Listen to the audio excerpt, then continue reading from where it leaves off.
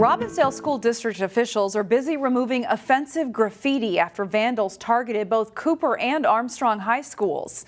On Thursday, someone spray painted vulgar words and sexually explicit content on the school buildings. The facilities were also hit with eggs, toilet paper, and silly string. These types of incidents typically happen as the result of senior pranks. However, district officials aren't laughing. They say the vandalism will cost a few $1,000s to clean up each site. Police are also investigating both incidents. If you have any information, you're asked to give them a call. Golden Valley will swear in its new police chief later this month. CCX News reporter Sarah Tamer caught up with the new chief, Virgil Green.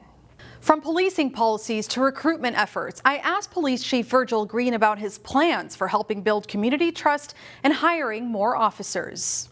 I've been in law enforcement for close to 30 years. Golden Valley Police Chief Virgil Green moved to Minnesota May 2nd and says he's aware of changes that need to be made both in and outside the police department. Some of those changes will definitely be connecting with the public a lot more. You know, this was a city that obviously they were looking for a chief that had a background in diversity. Green served as police chief in the Oklahoma City area for about 20 years, then spent time as police chief in Arkansas before making his way to Golden Valley. I asked Green about his plans to address the officer shortage and concerns regarding policing policies. Especially after everything that's happened in this area with George Floyd and Dante Wright, there's a lot of work that we need to do to improve those relationships with the minority community. And also internally, you know, we're looking at our policy and procedures, how those policy and procedures align with 21st century community policing. Green says there are 12 officers in the department.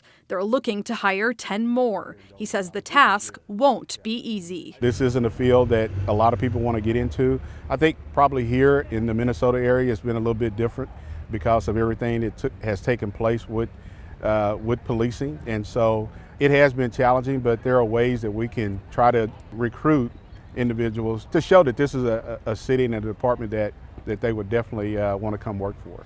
Green says there are 5 potential officers who are currently going through background checks. The new chief will get sworn in on June 21st. The school shooting in Texas has once again raised the question of how to stop mass shootings.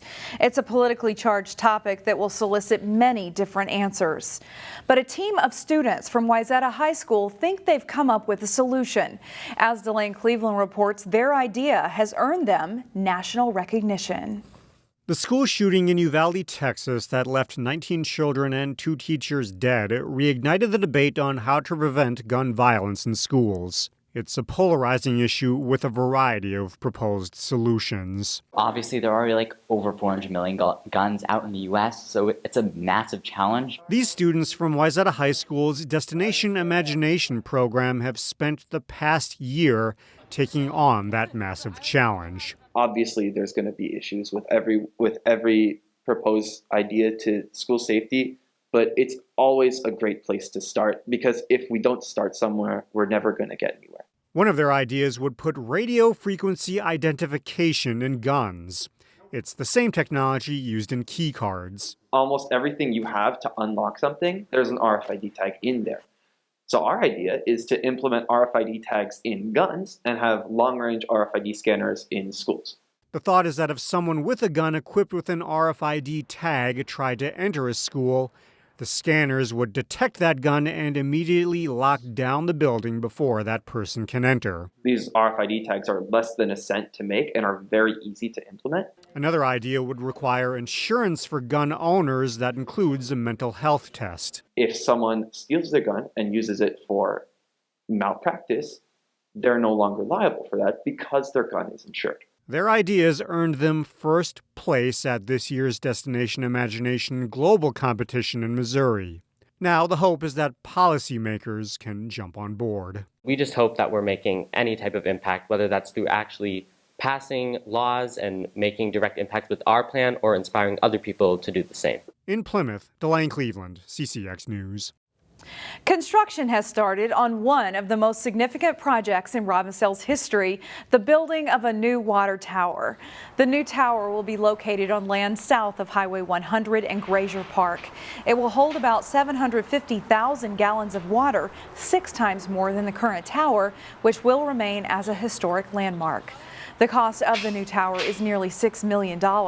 It's part of a massive project to update the city's drinking water system, which included the drilling of new wells about 300 feet below ground and construction of a new water treatment plant, which will eventually provide softened water to residents.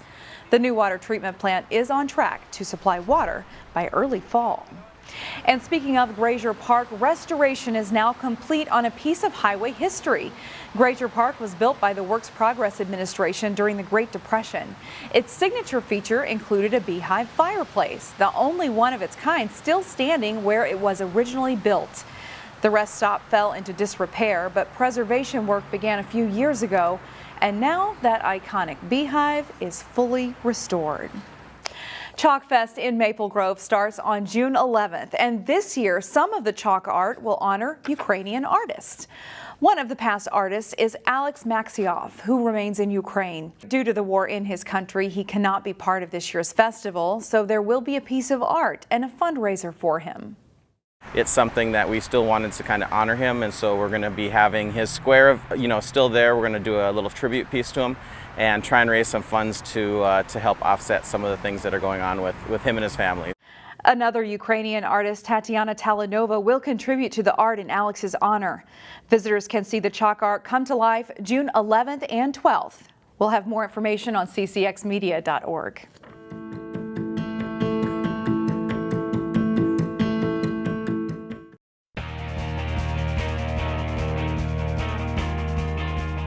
Spots in the state track and field meet are up for grabs this week. Jason Malillo has highlights from Section 6-3A.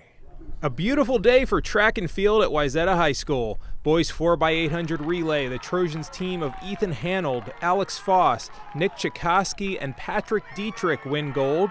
Girls 100-meter dash, defending state champion Maddie Deline of Edina wins. Wayzata's Minnie Jala is second and qualifies for state. Boys high jump, Armstrong's Peyton Newburn is the section champ with a best of 6 feet 4 inches. Girls 1600, Hopkins' Sydney Drevlo wins a fast race. Wayzata's Tegan Anderson and Abby Nekanicki take silver and bronze. All 3 girls qualify for state. Boys 1600, Armstrong's Noah Brecker dominates and wins with a time of 4 minutes, 16.03 seconds. Coming into the race, I really had no idea what was going to go down. Just with the wind, that's a really big variable. I was kind of debating, do I want to lead the race right away? Do I want to try to play it back? Because I wanted to also hit my school record, which was 4:15, so I was just short. Boys discus, Cooper Jr. Jackson Howard goes 151 feet 3 inches, and he's the section champion. I'm not the best yet, but it's a possibility I could pull something out of my sleeve, but I know there's some guys that do this stuff year round, so they might have me a little bit on that. But my main goal is to try to PR at state. It's me against myself. Boys long jump, Jordan McClom takes first place for the Falcons with a best of 22 feet, 3.75 inches. Girls 800-meter run, Wayzata's Grace Weber sprints for home and wins with a time of 2:15.06. Weber also anchored the Trojans 4x800 relay team to victory. Me and my teammate Tegan Anderson knew we were going to be running it together. And it was a little windy today, so we knew it probably wasn't a PR day, but we just decided to give it our best, and it turned out just the way we wanted it. A Plymouth family and the Minnesota football community suffered a great loss at the news this week of the passing of Wayzata High School graduate Marion Barber III, a young man fondly remembered by many. Matt Lombardi remembers his first year of coaching at Wayzata High School. It coincided with Marion Barber's senior year in the fall of 2000. And he's a player Coach Lombo can never forget. He was as good a high school player as I've ever seen, and he was a quiet, soft-spoken, just a great family, and he was a great kid to be around. But I remember he was my first year coaching, and to get a kid like Marion was something special because I haven't seen one like it since. Barber was found dead inside his Frisco, Texas apartment on Wednesday, with no more details yet released. Current Wayzata football coach Lambert Brown never coached Barber, but knows what a legacy he left behind at the school. A lot of what teachers say as well, just how he treated his teammates, how he treated his classmates, just the person that he was walking in the hallway, and then just the humility that he played with on the football field, but also just how he went about his business, where he is extremely talented, extremely hardworking, and the humility in which he did things. We at CCX first got to know Marion during his days at Wayzata.